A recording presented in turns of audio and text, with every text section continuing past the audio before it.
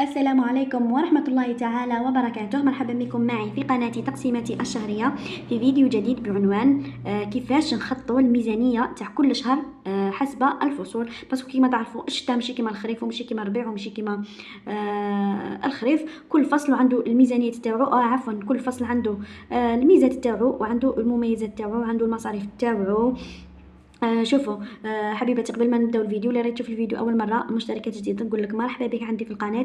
ما تنساش ديري لي ابوني واشتراك، ماكم خاسرين والو. ديروا ابوني، ديروا ابوني، مانيش عارفه راهي من ولا من.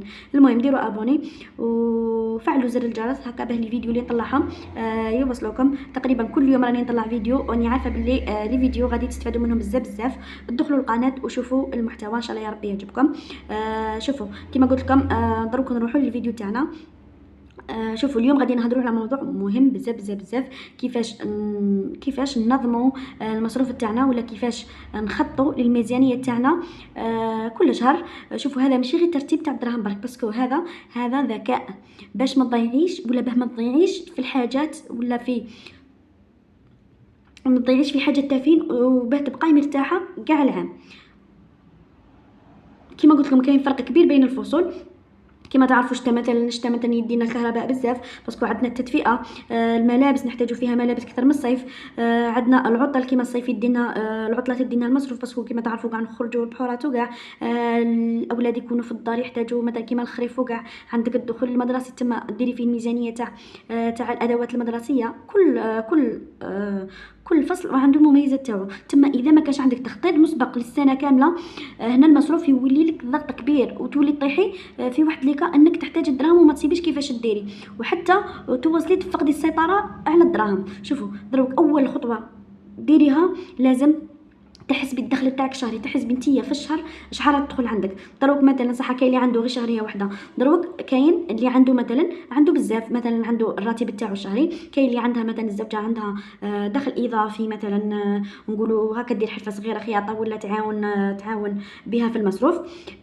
قلت لكم زيدوا ثاني كاش دخل واحد اخر. المهم انتم تعرفوا الدخل تاعكم لازم تجمعوهم كاع. دروك كي يكون عندك هذاك الرقم في الشهر، هنايا غادي تكون عندك القاعده تاع الميزانيه. من تبداي من هذيك لاصوم اللي تحديها تبداي. دروك الخطوه الثانيه لازم ترتبي المصاريف تاعك كما قلت لكم، دائما حسب الاولويات. دائما شوفوا عمركم ما تروحوا لحاجه ثانويه وتخلوا الحاجه الرئيسيه. شوفوا هنايا قسمي المصاريف كيما شوفوا كي تقسموهم. حاولي عندك الضروريات، عندنا الكهرباء، عندنا الغاز، الماء، وعندنا التعليم تاع الاولاد. صاي عندكم المدخرات كيما قلت لكم، عمرك ما يفوت الشهر بلا ما تدسيه. لو كان دسي 50,000 لازم تتعلمي هذه العاده، لازم تدسوا دراهم. شوفوا ما كاش اللي تقولي شهريتي انا قليله وانا وانا ما تقدريش وانا مستحيل. شوفي انت درك كي تنقصي ديك 50 زعما هذيك 50 شابه دير لك بتزيد ولا بتنقص فيك. كيف انا 50 نهضر على وحده عندها شهريه قليله، بصح وحده مثلا عندها ميزانيه كبيره تنقص 500 600 تنقص مليون. شوفوا انا كنت شوفوا صح ما نهضرش على روحي، من بعد نهضر لكم هذاك الموضوع كاع اخر. دروك نروحوا للخطوه. قلت لكم مازال ما كملناش. قلت لكم عندنا تعلموا، عندنا اول حاجه ضروريات، عندك مدخرات معناتها الدراهم اللي ديريهم اللي تدسيهم، وعندك الحاجه الثالثه الترفيه والحاجات الثانويه. هادو يدخلوا كما قلت لكم في الصيف. مثلا عندك لي كادو، سيرتو في الصيف يكون الدراهم بزاف. عندك الصيف عندك فيه لي كادو، عندك العطله تخرجي، كاين اللي يخرجوا حتى في عطله الشتاء وعطله الربيع، كاين مثلا يروحوا للشريعه يفوتوا. المهم كل واحد وربي كيفاه رزقه. الحمد لله على النعم. بهذه الطريقه دروك تما كل دينار عنده بلاصتو، كل حاجه عندها بلاصتها. شوفوا قلت لكم دروك كي تحدوا هذو الصوالح. دروك مثلا انت ديري ابري هكا نقولوا الكهرباء شحال يدي لك، نقولوا في الشتاء عفوا قلت لكم في الشتاء الغاز يجيكم بزاف. الساعه غلط، في الشتاء الغاز يجيكم بزاف باسكو تعرفوا نخدموا كاع بالشوفاج، وفي الصيف الكهرباء تجينا غاليه. تما ما عندناش مفر. تما دائما هذاك تاع الصيف تروح معاها في الخريف شويه، في الخريف حتى الاكتوبر وحنا نشعلوا، وتاع الشتاء تروح معاها حتى للربيع وحنايا نخدموا في الغاز. تما نتوما ديروا حسابكم شحال يجيكم في الصيف وخلوا بدلوا الميزانيه. شوفوا نتوما هذيك الميزانيه ماشي تروحوا تبدلوا فيها. مثلا انت راكي دايره مبلغ ثابت كل شهر تدسي الغاز مثلا، تدسي له نقولوا، ولا تدسي الكهرباء نقولوا راه يجيك 400 الف في الشهر، في 3 اشهر نقولوا كل شهر راكي تدسي 150. من بعدها بصح في هذاك الكهرباء في الصيف ما غاديش يجيك 450، غادي يجيك مليون كيما حنا شخصيا. خطرة جانا مليون و200. ضربا كي ديري لهذيك زياده دوك عندك 400 نتيا، وهذيك المليون و200 كي ديري لها تما هنايا حاولي شديري دروك تبدلي على اساس ما ديريش، ما تخليش كل شهر 150، كل شهر ديري فيه 200 الف. صاي فهمتوني؟ كل شهر 200 الف. تما شحال تجيك هذيك الزياده غادي تجيك نقولوا 200 الف، تما تجيك 600 الف في 3 شهور. تولي لك تدي تقلعي منها 400 تبقى 200، تما تولي كل شهر تزايد لك 200. كي يلحق الصيف يتلايموا لك هذوك الدراهم تخلصي بها تاع الصيف. فهمتوا كيف تخطوا؟ كيما هكا ماشي مثلا في الشتاء تتمشي نورمال ومن بعد في الصيف تسيب روحك تزير على روحك. سيختو الصيف يدينا صوالح بزاف، صح في الصيف المصروف ما يديناش بزاف باسكو الخضره كيما نعرفوا كاع تكون رخيصه، بصح صوالح واحد اخرين يدولك كيما نقولوا الغاز هكا يديلك الدراهم، العطله تدير لك دراهم، غير تخرجي عارفه غير تخرجي مع ولادك راه راحت 500 ميل ولا راحت 600 ميل. تما لازم تعرفوا كيفاه تتفك كل حاجه. الخطوه الثالثه قلت لكم باللي شوفوا حسب كل فصل لازم تحضري المصاريف الخاصه به. عندك الشتاء، عندك في الشتاء، شوفوا في الشتاء تقلعوا تاع التدفئه، تما قلعوا الغاز.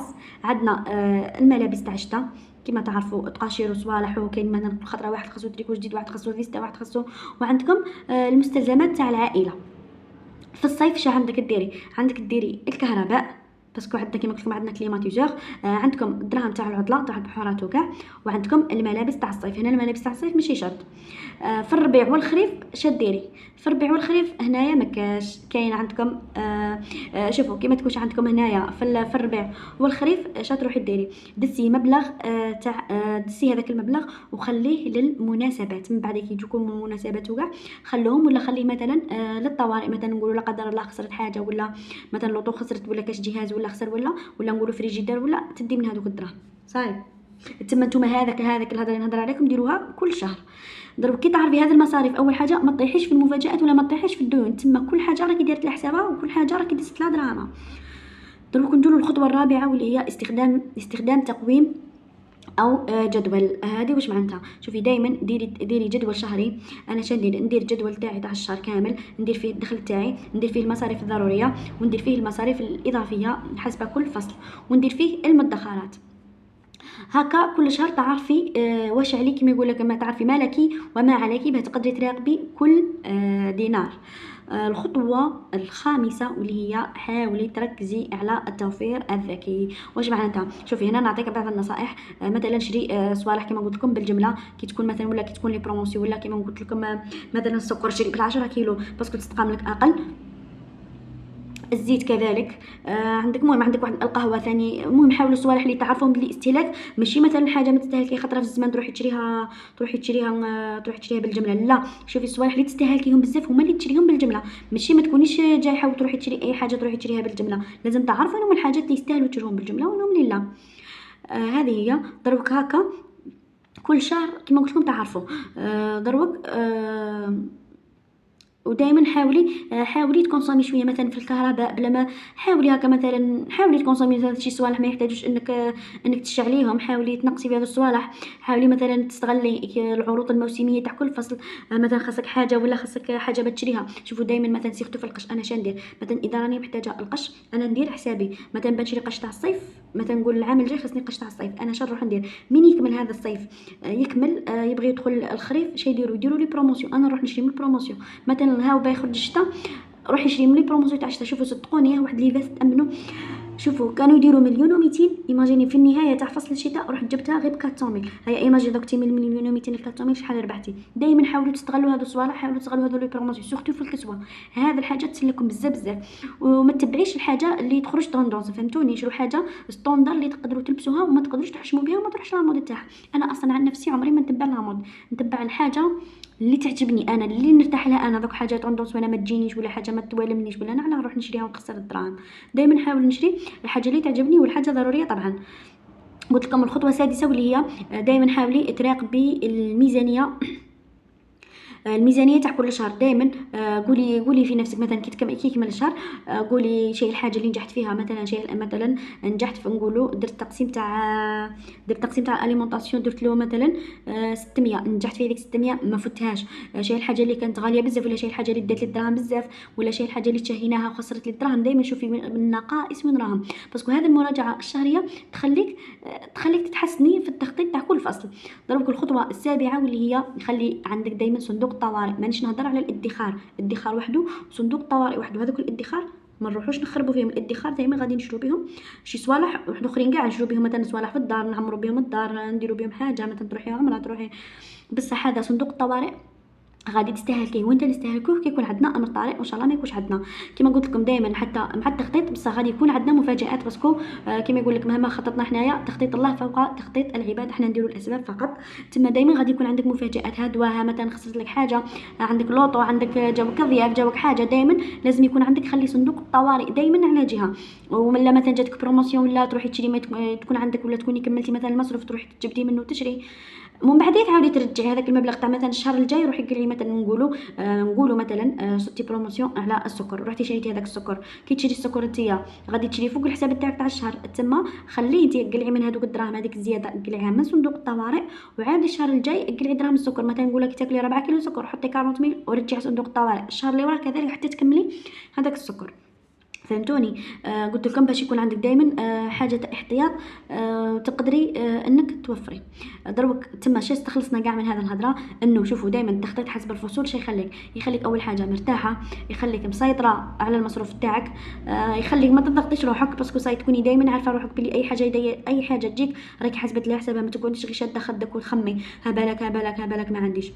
وتقدري تزيدي من الادخار تاعك. علاه تقدري تزيدي؟ باسكو دوك انت كي تعرفي ولا كي يكون عندك خطه دائما تعرفي شي الحاجه تولي تنقصي من واحد الصوالح تعرفين بلي زياده تنقصي وتزيدي في المدخر تاعك. مثلا صندوق الطوارئ شوفوا ثاني في صندوق الطوارئ تولي كل خطره تزيدي عليه. كي تشوفي مثلا فات واحد الحد تعرفي بلي مهما صرا عندك طارئ ما يفوتش وروحي زيديها في الادخار. هذه هي، وهذا هو الفيديو تاعنا اليوم. ان شاء الله يا رب يكون نال الاعجاب تاعكم وتكونوا استفدتوا منه، وفي فيديو اخر ان شاء الله. مع السلامه.